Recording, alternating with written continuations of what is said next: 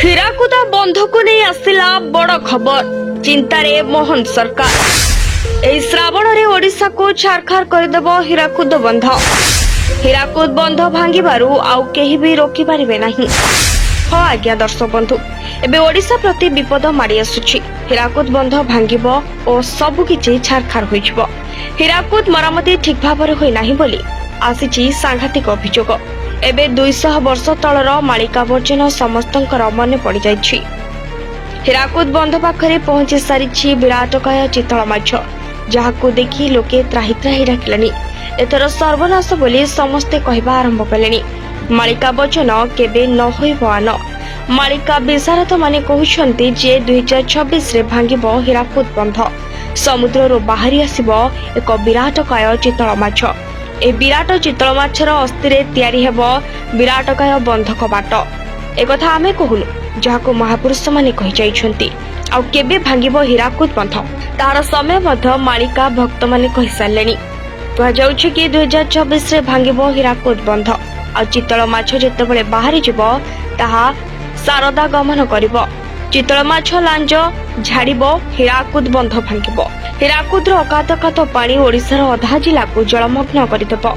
ସେହି ପାଣି ଭିତରେ ଛଟପଟ ହୋଇ ସମସ୍ତେ ଚିତଳ ମାଛ ପେଟକୁ ଯିବେ। ଏଭଳି ଚର୍ଚ୍ଚା ଏବେ ଜୋର ଧରୁଥିବା ବେଳେ ଠିକ୍ ଏହି ସମୟରେ ହୀରାକୁଦ ବନ୍ଧକୁ ନେଇ ଚିନ୍ତା ପ୍ରକଟ କରିଛନ୍ତି ସରକାର।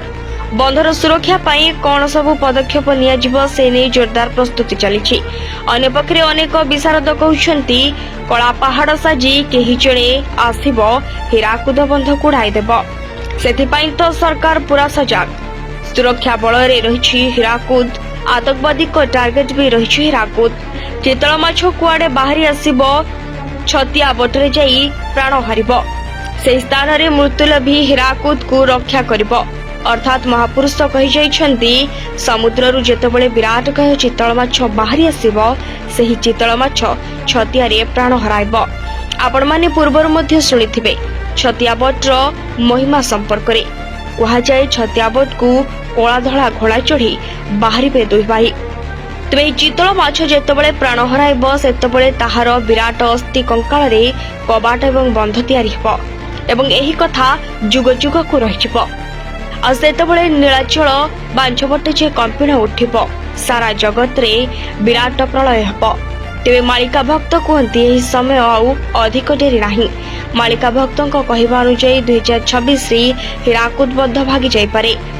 ଏପରିକି ନିକଟରେ ମଧ୍ୟ ହୀରାକୁଦ ବନ୍ଧ ଦିନକୁ ଦିନ ସଂକୁଚିତ ହେଉଥିବା ନେଇ ବନ୍ଧ କର୍ତ୍ତୃପକ୍ଷ କହିସାରିଲେଣି। ବନ୍ଧ ସଂକୁଚିତ ହେଉଥିବା ବେଳେ ଏହା ମଧ୍ୟ ଦିନକୁ ଦିନ ଦୁର୍ବଳ ହେବାରେ ଲାଗିଛି। ଆଉ ଯଦି ମାଳିକା କଥା କହିବା, ତେବେ 2026ରେ ହୀରାକୁଦ ବନ୍ଧ ଭାଙ୍ଗି ଯାଇପାରେ, ଯାହା ମାଳିକାରେ କୁହାଯାଇଛି।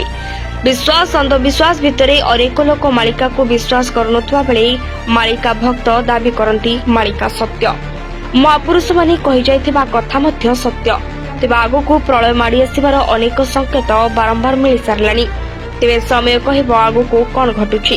ଏହି ବନ୍ଧ ଦିନକୁ ଦିନ ପୁରୁଣା ହେଉଥିବା ବେଳେ ଏବେ ଲୋକେ ହୁରି ପକାଇଲେଣି କି ଆଗକୁ ଭାଙ୍ଗି ଯାଇପାରେ ହୀରାକୁଦ ବନ୍ଧ, ଆଉ ସତ ହେବ ମାଳିକା ବଚନ। Bureau report, BNS live.